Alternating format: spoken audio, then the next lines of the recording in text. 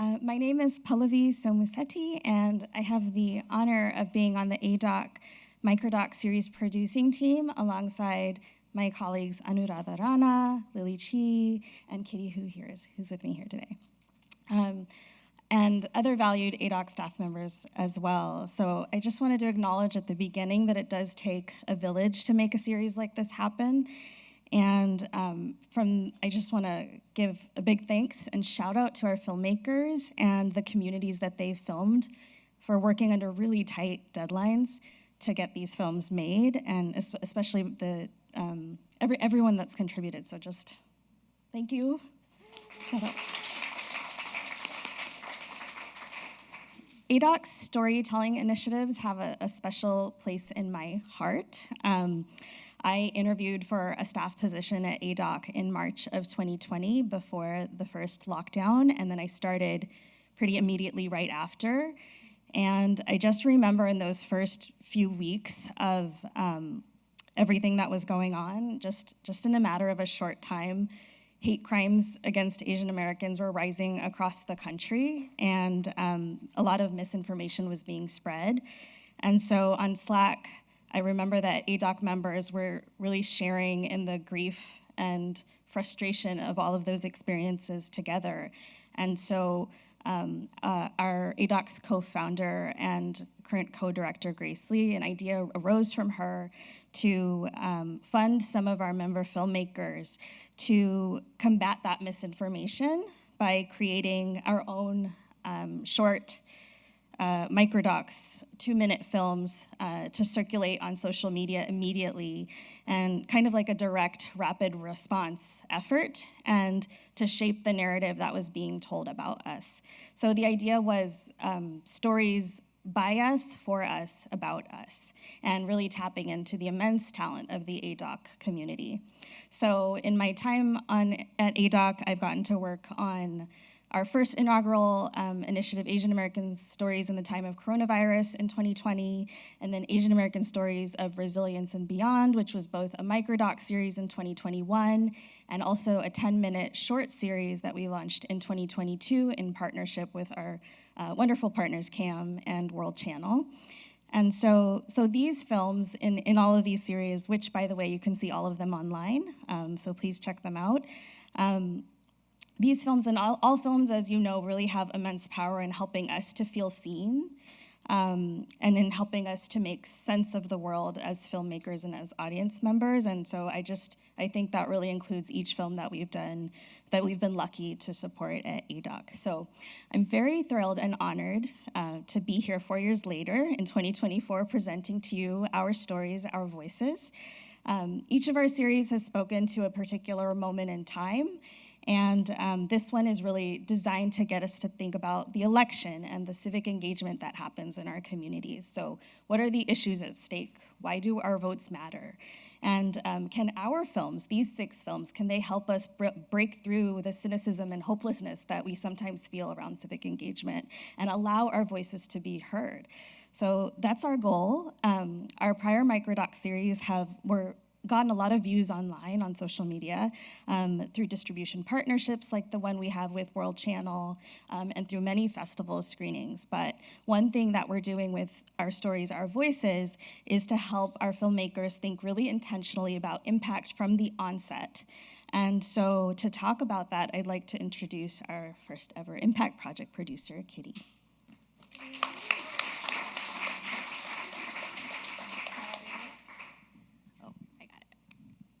Pallavi. Like what Ash was saying up here, we really wanted to think about impact from the very start in terms of how we even begin to frame these stories and how we can always be connected to the organizations that are already doing that work on the ground. And so we wanted to meet this moment. We wanted to recognize what people were actually feeling. And a lot of our filmmakers were already in community with the organizations and communities that they were telling stories about. And so what we were hearing from folks, as you all may be feeling yourselves with this election year, is just a lot of despair, a lot of frustration, a lot of hopelessness. Our communities are rightfully really frustrated and honestly heartbroken, especially as we are watching a genocide unfold.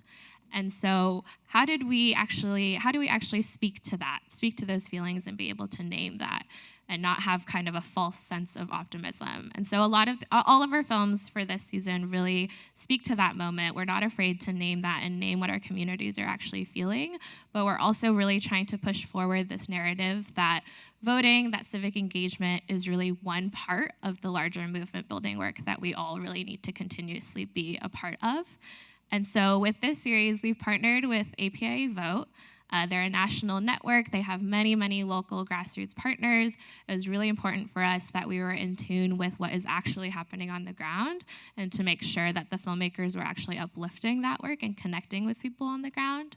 And so with AAPI Vote, once this series premieres and is online, we're going to be doing a series of impact work at a number of summits and events that they have, as well as on social media. All of our filmmakers are also each designing their own impact campaign tied to their film. So, for example, Chithra has been really awesome in taking initiative and speaking to Desai, and will be screening her film at this massive conference of South Asian folks gathering in the electoral organizing space.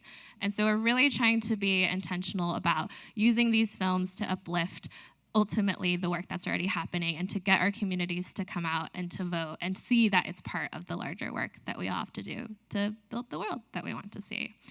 So we'll be showing 3 films today, and then 3 of our films will also be screening tomorrow. I encourage you to come. It's part of the Lion-Hearted Shorts series, screening at the Roxy at noon. Please come and support our filmmakers. And today we're very excited to show these 3 films by Mia, Eden, and Sonia.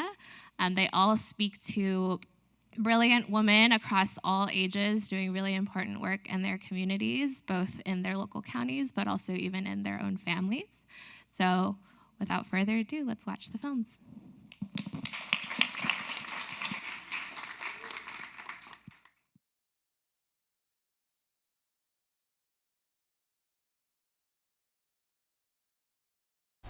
Do you remember the first time the two of you met each other? No. I think it was probably in the 70s up in the Bay Area. But really, I think it wasn't until you moved down to LA that we started becoming close. My name is June Hibino. My name is Kimi Maru. And we are both members of Nikkei Progressive's Electoral Committee. The history of what Japanese Americans have gone through in this country, and the fact that our parents and grandparents were in camp. You know, we were put into camp unjustly. It definitely relates to my activism. Now I view the rounding up of our community as a subchapter in a racial pathology that began long before Asian Americans arrived on this country's shores. Manzanar is a place where all of our rights were taken away.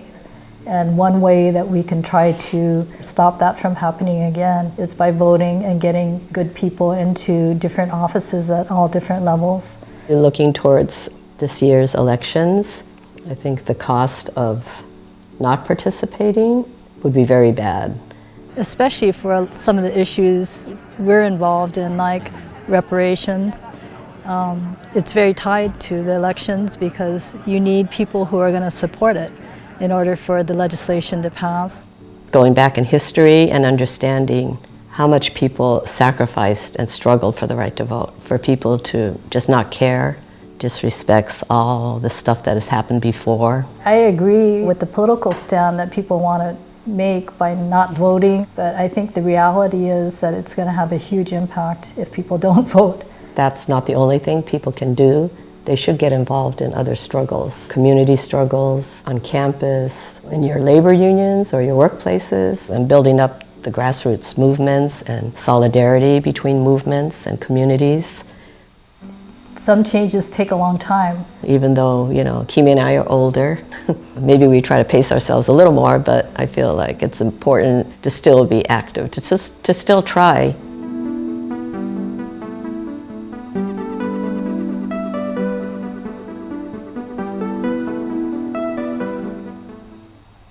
Kimi has fed me over the years, which I greatly appreciate.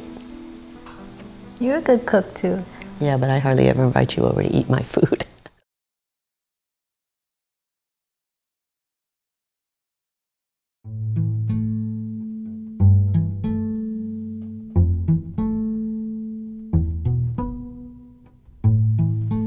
I moved to Detroit when I was about 9 years old, then Macomb County. And there's just something magical about Macomb County. You guys, thank you so much for coming out tonight. Like, what, about 10 p.m. during Ramadan. So today, let's just sit together and brainstorm.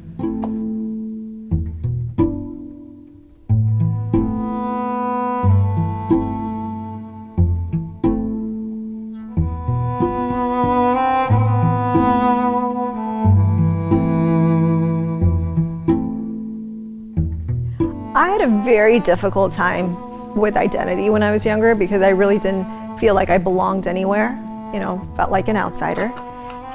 When I ran 2 years ago, I had so many negative ads against me. Also published my phone number. And I had someone who was helping me with my campaign say, Aisha, you know, this is a district that only a white male can win. And recently I found out that the same person has been actively telling people not to support me in the primary because I'm not white. Now, a lot of folks think that Macomb County is red-leaning, but I believe that we're actually purple. We tend to vote split ticket. A person could vote for Trump as president and then vote for me as state representative. Hi, Aisha, Rayka, so nice to meet you. Glad to meet you. I'm running for state representative in Michigan House District 57. Women's health is very important to me. I remember that I had to fight for a credit card. Absolutely. I mean, the Democrats have been really trying. My grandmother was a child bride, and she's one of the biggest inspirations in my life. So I fight for my grandmother and others who came before me, and I fight for those who will come after me. Folks need to see us in positions of power, a difference in the lives of our communities. I ran because I genuinely want to do good. My journey and my team's journey is that we fought till the end, even when all the odds were against us. People have dealt with racism for a lot longer than I have. But you know, you fight harder.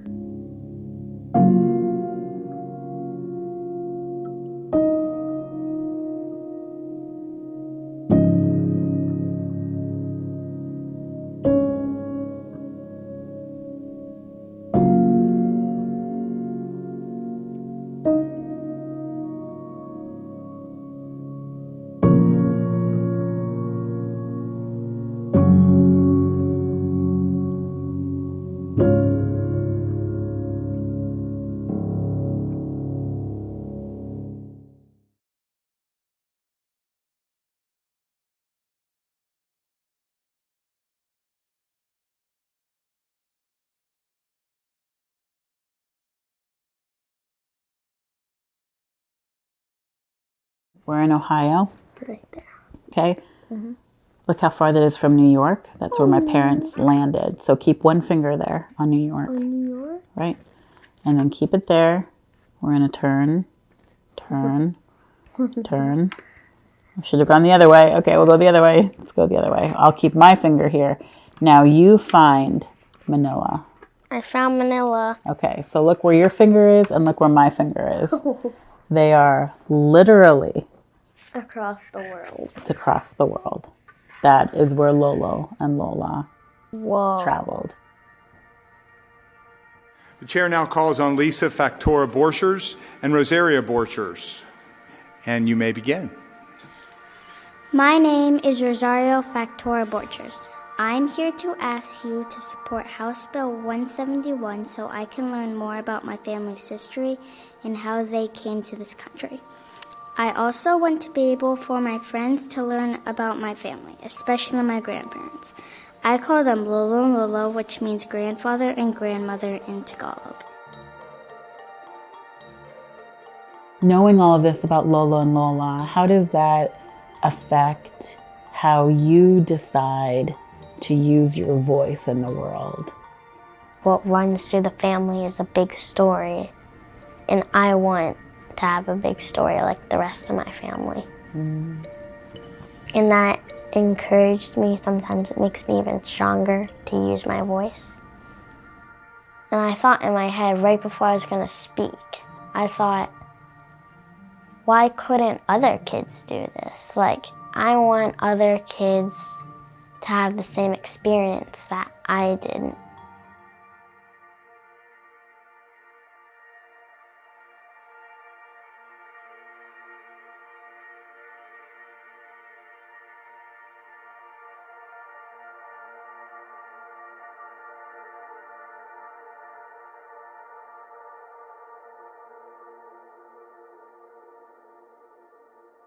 And how would you feel in the classroom if they're saying, all right, today we're going to be talking about Filipino Americans and Filipino immigrants who came to this country? This is my favorite subject of all time.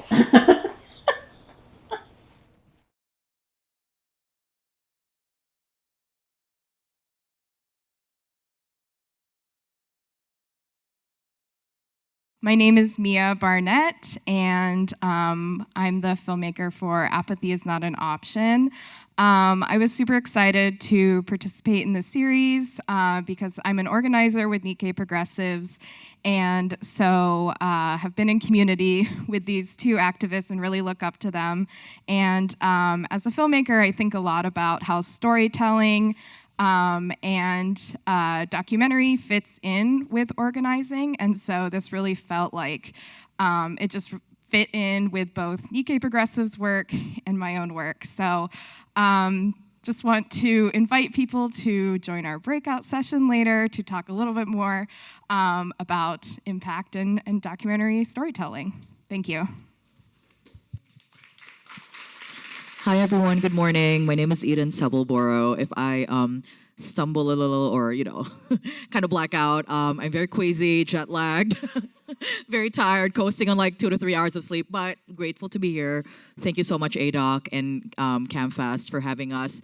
I directed and produced The Fight Continues. I'm a Filipino-American immigrant, moved here in 2014. And fun fact, my very first job was working as a makeup sales lady, and that's how I met Aisha. She was a customer in my counter 10 years ago. And so we sort of bonded. She literally left law school, and we sort of bonded as being like aspiring filmmakers at the time. And we were like, you know what, I see you, you see me, let's keep in touch. And sort of like, here we are. It's sort of like a very full circle moment to be able to say that I directed a film about her re-election campaign. So I'm very grateful to be able to do that. And also, the film is very much inspired by the work that I've been doing with Rising Voices. They are an Asian American women-led advocacy organization in Michigan, in Detroit. They really encourage women, Asian American women, to run and really be in positions of power in their community. So they couldn't really, sort of the film was supposed to be like a journey, like a movement between the both of them, but they couldn't make the filming happen, but we're still really grateful for their support. Great. Hi, my name is Sonia, Desai, Rayka. I directed Ohio is in the Heart. A little about me, I'm from Ohio. I was the one who yelled out when I think Vivian, so I go hard for the Midwest. And I met Lisa and Rosie because I used to work with the organization that they're both from, which is OPAL.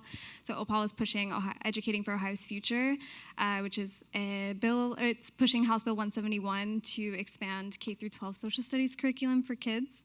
And yeah, I mean, to talk about impact and questions of impact, I think what really was important for me was finding ways for Rosie to be involved in the filmmaking process and feel as comfortable as possible with the presence of a camera and like being aware of that. And so I think with her, it was just really fun because I was able to walk through the choices that were being made, like while we were filming together, and then she got to interview her mom, and then Lisa texted me a few weeks later and was like, she's obsessed with cameras, and I was like, I'm so sorry, like, welcome. So I think that it was really important to me to make sure that, I don't know, like I think for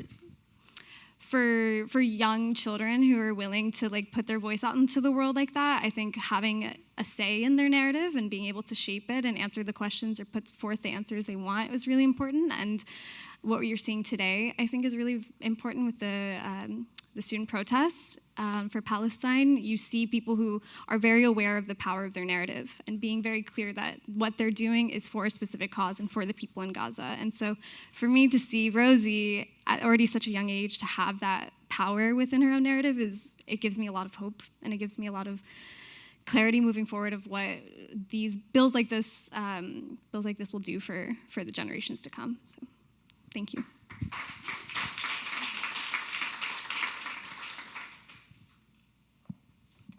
Hi everyone, I'm Chithra. I'm a filmmaker from New York. I'm going to start with a little story. Elections are going on in India right now, and it's a 6-week-long process. And a few days ago, it was election in Chennai, and I'm like texting my mom on WhatsApp, like, "Hey mom, did you go and vote?" And when my mom wants to evade questions, she's not going to respond. So I'm like calling her. I'm like, "Mom, did you go and vote?" She's like, "I washed my hair today." I'm like, "So?" She's like, "I don't go out on days I wash my hair." And so she didn't go and vote, and like we went back and forth on this for a little bit, and and then I've been making this documentary for the last 5 years called Our Daughters, and the mother in the story reminded me of my mother for several things like this, right? And over the years, I've seen her kind of transform from this timid mom who felt helpless about political situations, starting to go for marches and starting to write petitions, and then speak up at the school board when she was concerned about, diversity, equity, inclusion curriculum, about the schools being safe places. And, as the filming continued, she was like, who knows, once the children are out of school, maybe I'll, contest for the school board elections. And that whole thread, my documentary is nearly edited, and that whole political activation or this transformation thread did not make it into the film. And when this call for our stories and our voices came, I was like, okay, that's where this is going. So the film that you didn't see that'll be on be at Roxy tomorrow at noon is called Desi Mom. It is the transformation of this mom, and hope, other moms like her will participate in elections. I'm particularly interested in South Asian communities that are in swing states and cities where 1 vote, 2 vote, 13 votes might mean the difference between, who's going to come into power in the local governance, and that's going to affect our children, safety of our schools, reproductive rights, and what children like Lisa are going to learn in schools. So it matters. Thank you.